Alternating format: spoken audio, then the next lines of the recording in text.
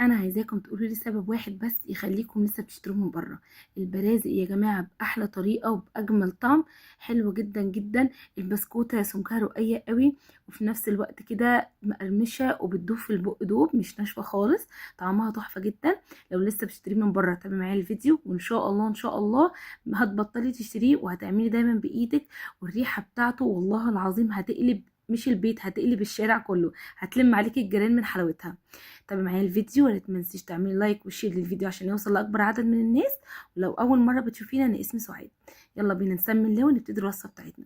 انا عندي هنا حوالي 250 جرام من الزبده بدرجه حراره المطبخ، يعني بما يعادل كوبايه الا ربع، كوبايه مليانه من الزبده.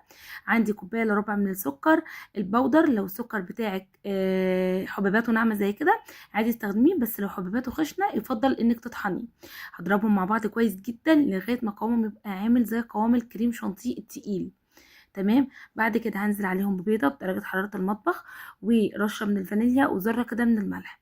وهبتدي ان انا اقلب كويس قوي قوي لغايه ما البيضه تختفي من الخليط بتاعنا. وبعدين هنزل عليهم بحوالي 400 جرام من الدقيق، بما يعادل 3 كوبايات ونص.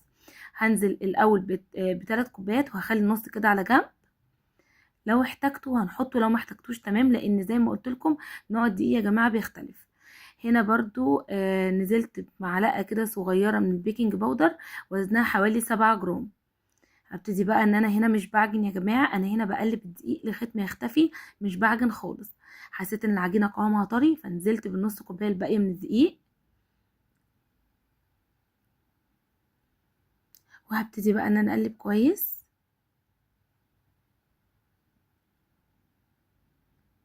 بصوا بقى، هنعمل اختبار العجينه بتاعتنا زي ما قلت لكم قبل كده. اللي متابعني في الفيديوهات عارف ان ده اختبار ناجح جدا لاي عجينه بسكوتات بنعملها. هاخد كده قطعه من العجينه اكورها كده في ايدي، وبعدين اعمل بصمه في النص. لو شققت حوالين البصمه يبقى هي محتاجه معلقه من الزبده، لو ما شققتش يبقى العجينه كده تمام وزي الفل. دلوقتي بقى لتغطيه الوش بتاع البرازق، معايا كوبايه الا ربع من السمسم، عليه معلقه كبيره من العسل الاسود. وهقلبهم كده مع بعض لغايه ما السمسم يتغلف بالعسل كويس قوي. تمام كده. هنا بقى دلوقتي هنشكل البرازق بتاعتنا. هنعمل ايه؟ معايا العجينه، هبتدي بقى ان انا اقطعها كده على اجزاء، كل جزء هقطعه وهعمله زي رول كده.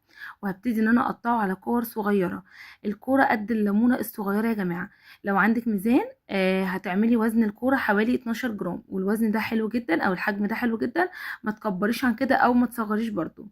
تمام. دلوقتي بقى هكور العجينه كلها بنفس الشكل كده، وهقول لكم هنعمل ايه.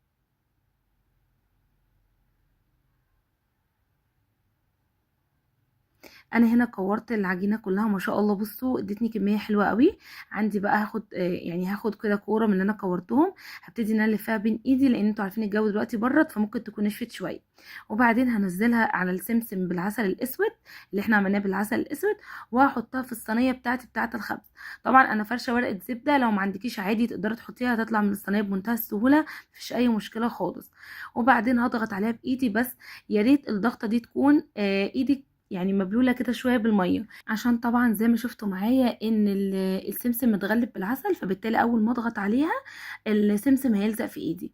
انا هعمل الخطوه دي معاكم دلوقتي، بس خلينا كده ماشيين بالترتيب. انا دلوقتي هاخد قطعه قطعه من الكور اللي انا عملتهم دول، وهنزلها كده في السمسم والعسل، وهحطها في الصينيه بتاعتي. تمام كده. اظن يا جماعه لغايه كده الدنيا سهله جدا وبسيطه، والله ما فيش اي حاجه خالص. عايزه اقول لكم ان هي من اسهل انواع البسكوتات اللي ممكن تتعمل، وفي نفس الوقت طعمها تحفه جدا والله. اضغطي عليها بقى كويس كده لما تنزليها في السمسم، عشان تتاكدي ان هي خدت كميه كويسه.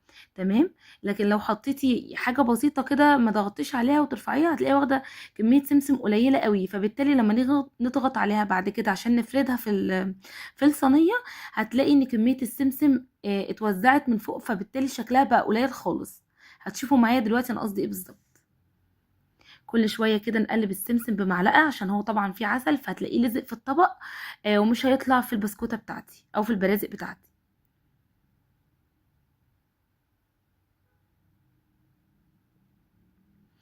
بصوا بقى انا هنا خلصت كميه البرازق، طبعا عملت لي الصينيه دي وصينيه تانية. دلوقتي بقى جبت طبق فيه ميه، نحط كده ايدينا فيه وننزل الميه منه كويس. تمام، ما نخليش ايدينا بتنقط يعني على البسكوت او على البرازق. وهنبتدي ان احنا نضغط كويس كده. شايفين؟ رققوها بقى يا جماعه، رققوها على قد ما تقدروا. هي كده كده هتعلى شويه في الفرن، فما تخليهاش تخينه، لان هي تدخل الفرن هتلاقيها ارتفعت كمان، فتلاقي سمكها تخين قوي، فمش هتبقى حلوه خالص. البرازق اللي احنا بنشتريها من بره بتبقى رقيقه الى حد كبير يعني. تمام، بصوا انا رققتها كلها بنفس الشكل كده، ما تقلقوش زي ما حضراتكم هتشوفوا معايا. سمكها كان حلو جدا جدا. تمام، دلوقتي بقى هعمل ايه؟ مشغله الفرن بتاعي على درجه حراره 170. هحطها في الرف الوسط، هتقعد من 25 او من 20 ل 25 دقيقه لغايه ما تاخد لون من تحت. لو ما خدتش لون من فوق افتح عليها الشوايه، بس خلي بالك وتابعيها عشان ما تتحرقش منك. بصوا ما شاء الله شكلها حلو جدا جدا. وعايزه اقول لكم ان والله العظيم طعمها وريحتها حاجه كده فوق الوصف، تحفه جدا جدا ما شاء الله، اللهم بارك. اعمليها وبعتي قولي لي رايك ايه في التعليقات، وان شاء الله ان شاء الله هتعجبك جدا جدا. يا رب تكوني ما نسيتيش تحطي لايك واعملي كمان شير للفيديو عشان يوصل لاكبر عدد من الناس. والسلام عليكم ورحمة الله وبركاته.